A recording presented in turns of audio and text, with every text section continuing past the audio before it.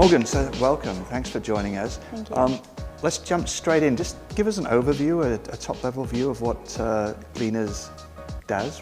Yeah, Skagit Gleaners is a food recovery and rescue program. So we take all the leftover food from grocery stores, restaurants, manufacturers, distributors, and we redistribute it to families who are working and who strive to be frugal and waste conscious. So it is a membership program.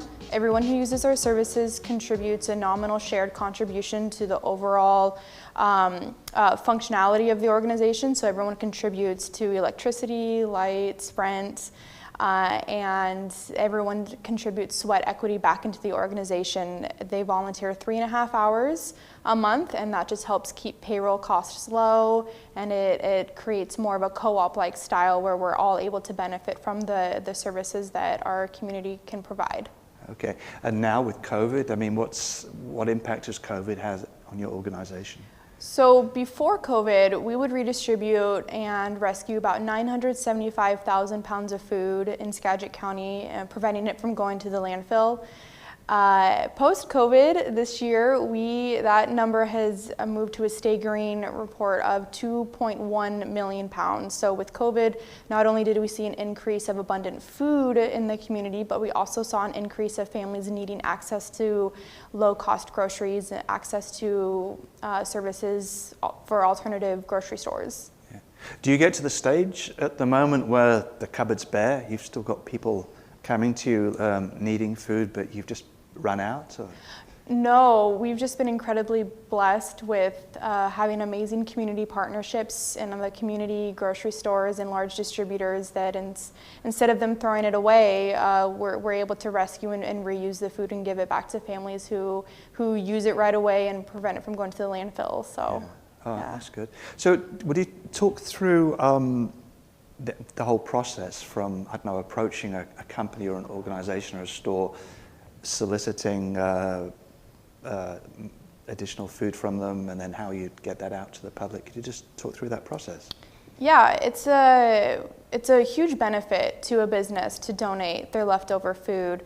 For one, if they're not going to sell it anyway, instead of it going to the landfill or them throwing it away, our members, they're all volunteers. They will go pick up multiple times a week, let's say leftover pastries at Starbucks, and then they bring it back for our distribution hours, and then families shop from that market area, take those pastries home, use it right away, and then it also offers businesses a tax write-off at the end of the year. So instead of them throwing it away and just missing out on that money, they're able to receive some type of incentive at the end of the year with the tax write-off. We send out quarterly donation letters to all the businesses that we partner with so that they have an exact monetary amount of the amount of... So you put a value to it? Then. Correct, yeah. Mm-hmm. And do you have like a warehouse, a storage place? Or? Yeah, we have a facility. Our facility consists of our warehouse, a lobby, a couple offices, and then a thrift store. So the membership also includes a thrift store. We do the same type of rescue and recovery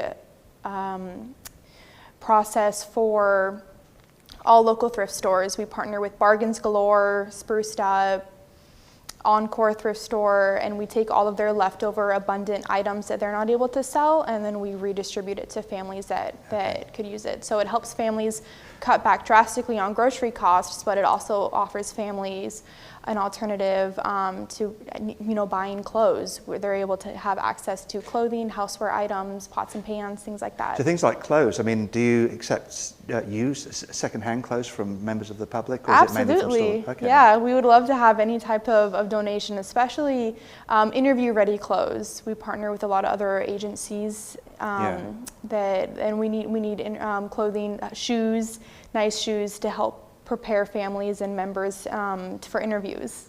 Okay, and do you actually distribute food, or is it basically at the point of the warehouse, so people come to you to collect the food? They come to us to collect the food, so it's set up like a grocery store. They come in, they check in with the number. Because of COVID, we only allowed 10 shoppers in our market at a time to promote social distancing. And when it's their turn, it kind of works like the DMV. We'll have a post up on our wall, on our TV screen that says now serving through number 10 or something based on who checks in. And then if you fall within that bracket, then you get to go into the market and you grab a grocery cart and you shop around within the limits. Again, it's all food that has been rescued from the community: produce, pastry items, bread, protein. We have non-perishable items. Typically with each shop, families get about 40 pounds of groceries, and with the membership you're able to shop 3 times a week. So families, if you're taking full advantage of the program, you're able to get about 120 pounds of food a week. Wow. And again, that's all food that would have gone into the landfill. It's perfectly good food, but maybe there was a bruise on the apple or something. Just cut that off and you're completely fine. It's for whatever reason the grocery store can't sell it. So what attracted you to this? How did you end up working at Skagit Gleaners? I fell into it. I didn't even know it had existed.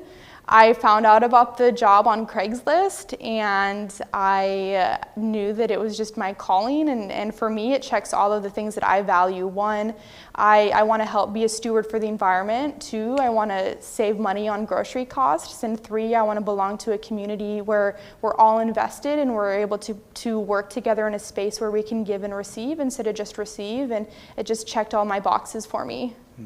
What are some of the challenges that you face at Skagit Gleaners? What are some of the things that you'd like to address? One of the challenges, especially this year with COVID, has been funding, just because with such an increase of families needing our services and then an increase of abundant food in the community, we've had to expand our distribution hours. And with that comes growing costs of, just overall operational costs. And so, although we have been incredibly blessed with some major funding factors in the community, funding is always going to be a thing that we try to improve. Yeah. And then the other thing that I experienced this year is mainstream communication, as far as with other agencies that are addressing, hunger in the community. How can we all collaboratively work together and go at it with a group effort in mind, instead of trying to do piece by piece by piece and not overlapping, really, I guess. Right. Yeah. Exactly. Yeah. So, can you give us a bit of an overview of the type of groups of people that you're dealing with? Yeah, absolutely. It's welcome to all walks of life. Anyone who wants to be a gleaner can be a gleaner. The only requirement is you have to be nice. We don't allow any stinkers, so you have to be able to work together with each other, to love on each other, and then to have that attitude of gratitude, because we all are stakeholders of the organization. We all work to keep it going. We really believe in that co-op community type model. So you have to be willing to work, and you have to be willing to contribute the nominal shared contribution every month, which is only $39, and then that opens up the opportunity for you to shop up to 3 times a week in our market, and then shop an unlimited amount of times in our thrift store. So there isn't an income level that you have to be under to join? There's no income requirement. There's no economic requirement. We welcome anyone from migrant workers all the way to school principals to use our services. It's really for families who just want to be frugal, waste conscious, and who are willing to work and be responsible for your own being, and contribute to the community at large. So. Moving forward, what are some of the things that you'd like to see happen to take Skagit Gleaners to the next level, or stay at the level that you're at but do it more efficiently and more effectively? That's a big question. I've been keeping my head afloat just through COVID. It's in a 5-year plan I would love to build our own building, a bigger warehouse, just so capacity building, bring on more means and opportunities to just expand our program. I think that Skagit Gleaners is a program that should exist in other counties. There's so much food waste. Just one last question. What gives you the most joy of the work that you do?